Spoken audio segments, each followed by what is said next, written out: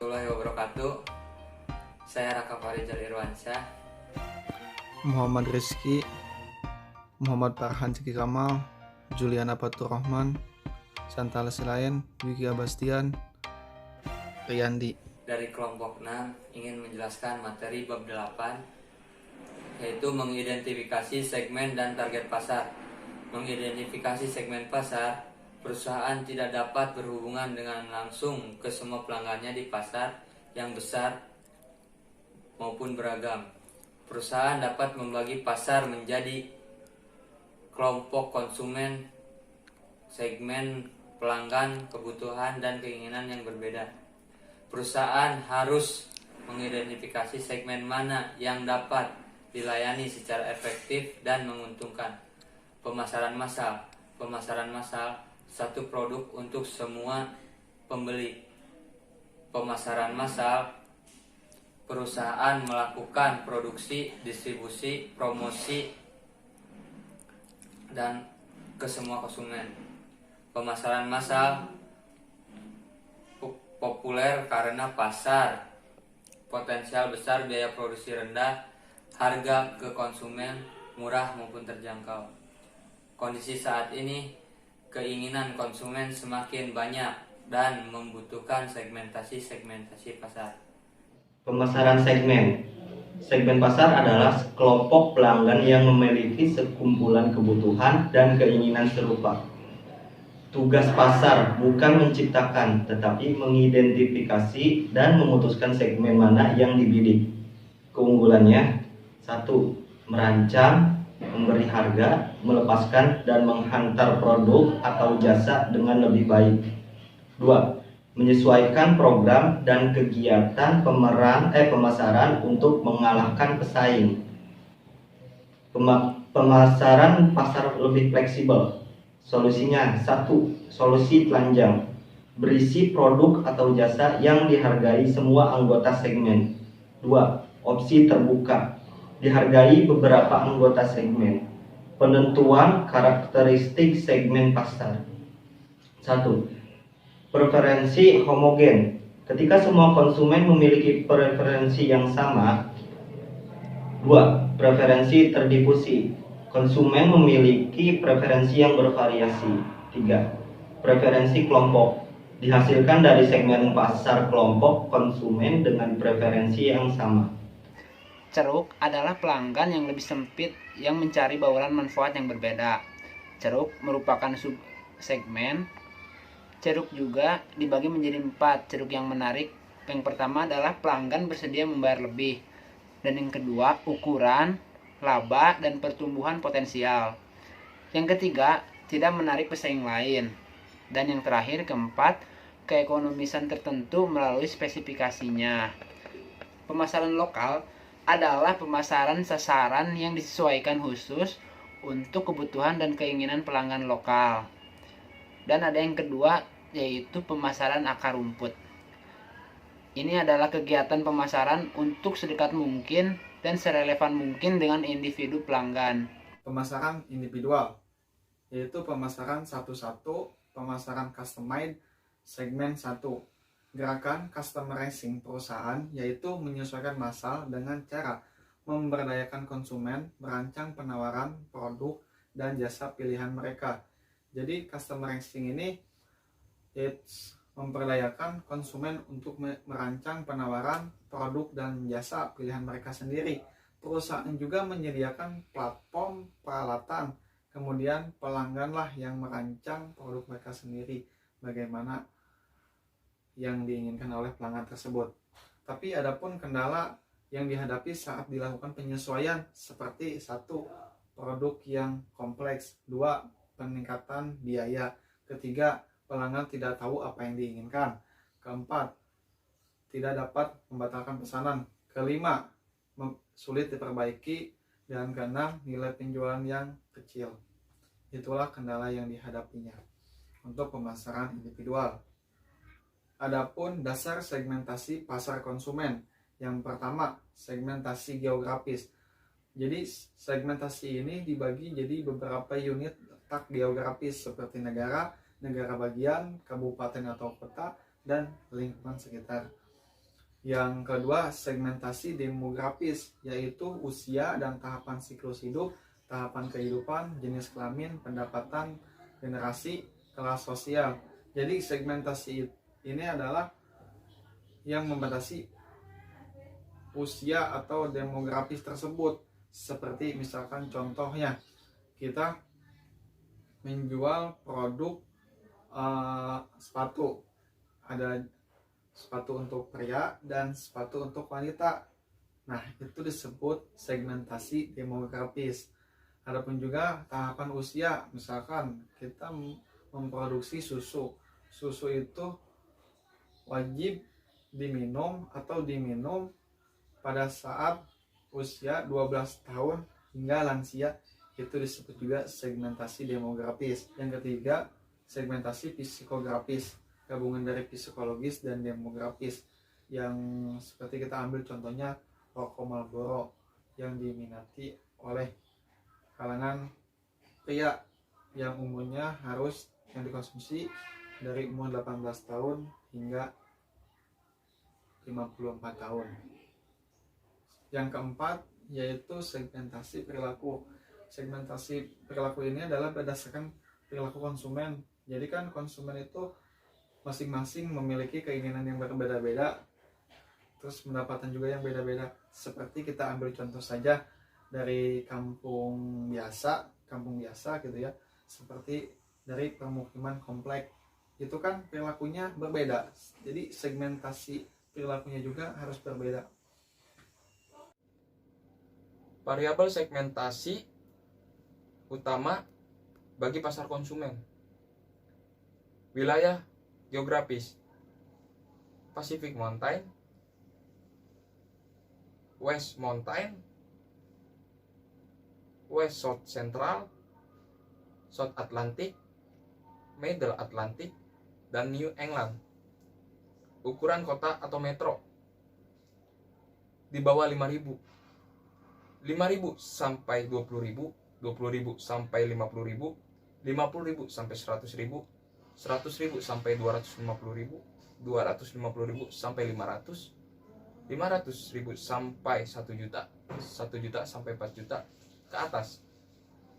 Kepadatan kota, pinggiran kota, dan desa. Iklim utara dan selatan. Usia demokratis di bawah 6 sampai 11, 12 sampai 19, 20 sampai 24, 25 sampai 49, 50 sampai 64 ke atas. Ukuran keluarga 1 sampai 2, 3 sampai 4, 4 sampai 5. Siklus hidup keluarga: muda bujangan, muda menikah, tanpa anak, muda menikah, anak bungsu di bawah 6 tahun, menikah, anak bungsu 6 tahun ke atas.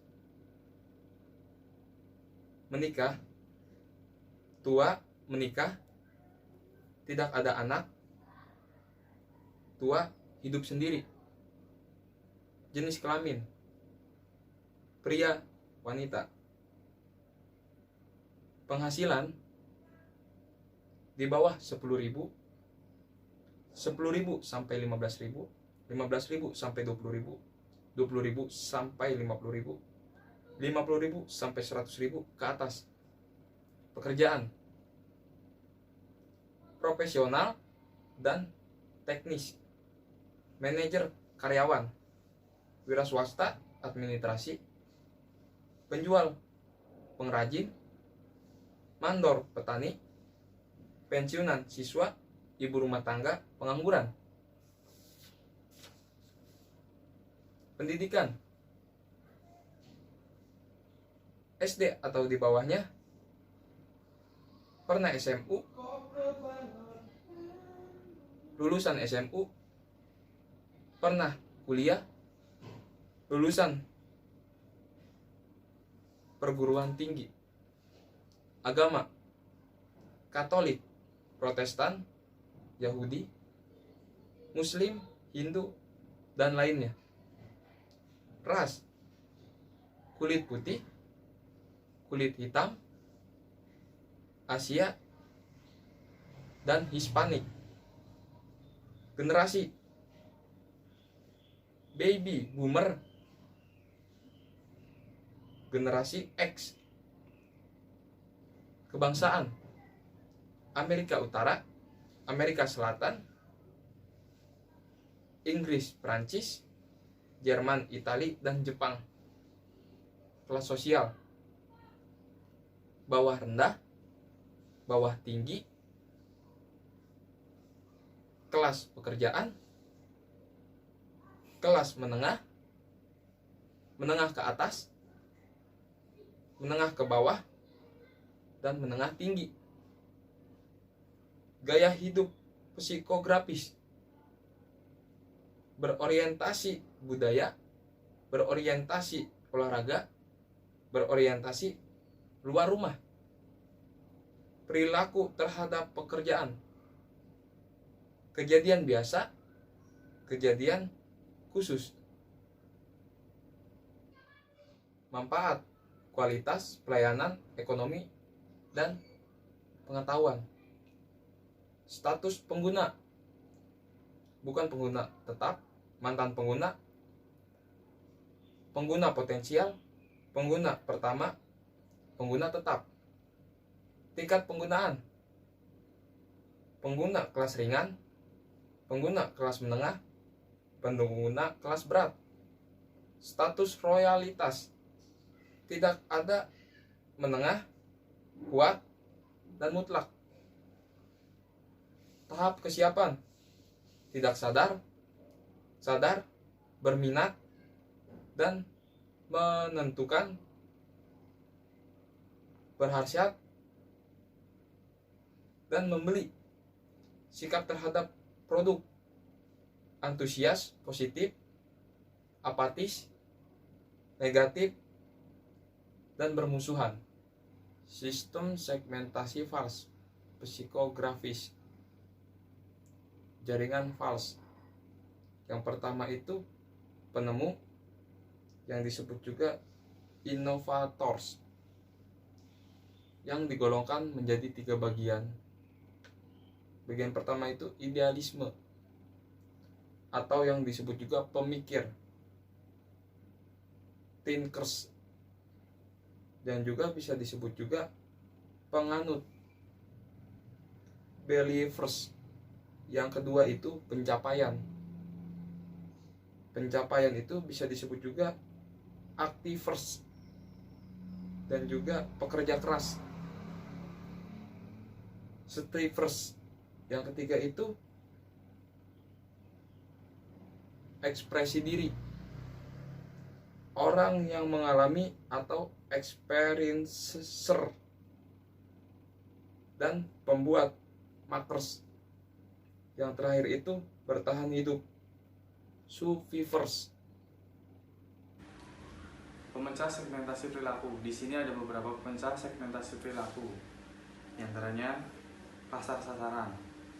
Terdiri dari tidak sadar dan sadar. Sedangkan sadar terdiri dari 2, yaitu tidak mencoba dan mencoba. Tidak mencoba terdiri dari 3, antara lain pendapat negatif, netral, dan pendapat positif. Sedangkan mencoba terdiri dari 3, yaitu menolak, belum mengulangi, dan mengulangi. Mengulangi terdiri dari 3, yaitu setia terhadap merek lain, suka beralih, dan setia terhadap merek. Setia terhadap merek ada 3 macam, yaitu pengguna ringan, pengguna reguler, dan pengguna berat. Dasar segmentasi pasar bisnis. 1. Demografis. Demografis ada 3, yaitu pertama industri. Industri mana yang harus kita layani. 2. Ukuran perusahaan. Itu berapa ukuran perusahaan yang harus kita layani. Yang ketiga, lokasi. Wilayah geografis mana yang harus kita layani. Variabel operasi. Variabel operasi ada 3 macam. Yang pertama, teknologi. Itu apa teknologi pelanggan yang harus menjadi fokus kita. Yang kedua, status pengguna dan non-pengguna. Apakah kita harus melayani pengguna berat, pengguna menengah, pengguna ringan, atau non-pengguna. Yang ketiga, kapabilitas pelanggan. Apakah kita harus melayani pelanggan yang memerlukan banyak dari layanan yang sedikit? Pendekatan pembelian ada 5 macam. Yang pertama, organisasi fungsi pembelian. Apakah kita harus melayani perusahaan dengan organisasi pembelian yang sangat tersentralisasi atau terdesentralisasi? Yang kedua, struktur kekuatan. Yang ketiga, sifat dan bangunan yang ada. Apakah kita harus melayani perusahaan yang punya hubungan kuat dengan kita atau hanya mengejar perusahaan yang paling diinginkan? Yang keempat, kebijakan pembelian umum. Dan yang kelima, kriteria pembelian. Apakah kita harus melayani perusahaan yang mencari kualitas, jasa, dan harga? Struktur fungsional, struktur situasional. Ada 3, yaitu urgensi. Apakah kita harus melayani perusahaan yang memerlukan pengiriman atau layanan cepat dan mendadak? Yang kedua, aplikasi spesifik. Apakah kita harus fokus pada aplikasi tertentu dari produk kita dibandingkan semua aplikasi? Yang ketiga, ukuran atau pesanan. Karakteristik pribadi ada 3, yaitu kemiripan pembelian penjual. Apakah kita harus melayani perusahaan yang memiliki orang dan nilai-nilai yang serupa dengan kita? Yang kedua, sikap terhadap risiko. Apakah kita harus melayani pelanggan yang mengambil risiko atau menghindari risiko? Yang ketiga, loyalitas.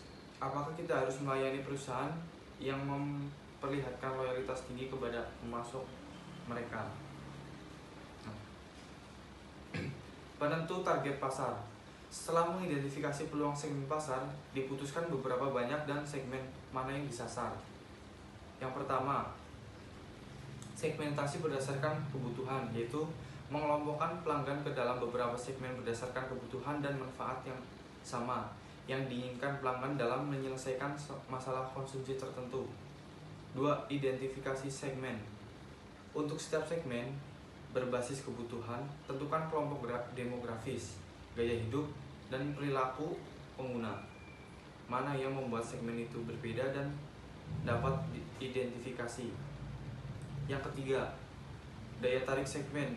Menggunakan kriteria daya tarik segmen yang sudah ditentukan sebelumnya, seperti pertumbuhan pasar, intensitas persaingan, dan akses pasar. Menentukan keseluruh daya tarik setiap segmen. 4. Profitabilitas segmen, yaitu menentukan profitabilitas segmen. Positioning segmen. Untuk setiap segmen, ciptakan proposisi nilai dan strategi positioning harga produk berdasarkan kebutuhan dan karakteristik unik pelanggan segmen tersebut. 6. Tes kesamaan segmen. Menciptakan jalan cerita segmen untuk menguji daya tarik setiap strategi positioning segmen. Yang ketujuh, strategi bauran pemasaran. Memperluas strategi positioning segmen untuk mencakup semua aspek bauran pemasaran, produk, harga, promosi, dan tempat. Materi selanjutnya yaitu kriteria segmentasi efektif. Kriteria segmentasi efektif terdiri dari beberapa poin. Yang pertama, terukur, substansial, dapat diakses, dapat didiferensiasi, dan yang terakhir dapat ditindaklanjuti. Dan materi selanjutnya yaitu mengevaluasi dan memilih segmen pasar. Yang pertama, konsentrasi segmen tunggal. Konsentrasi segmen tunggal itu pengetahuan dan kehadiran di pasar yang kuat, namun pasar dapat berubah dan pesaing memasuki segmen. Yang kedua, spesialisasi efektif atau selektif, mengidentifikasi resiko perusahaan. Yang ketiga, spesialisasi produk, produk tertentu yang dijual ke beberapa segmen.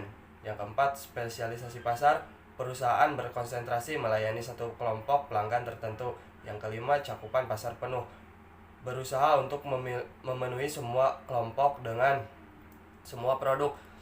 Terbagi menjadi 2, yaitu pemasaran tanpa didiferensiasi atau satu penawaran. Yang kedua, pemasaran terdiferensiasi, produk berbeda tiap segmen. Materi selanjutnya yaitu pertimbangan tambahan, evaluasi, dan pemilihan segmen.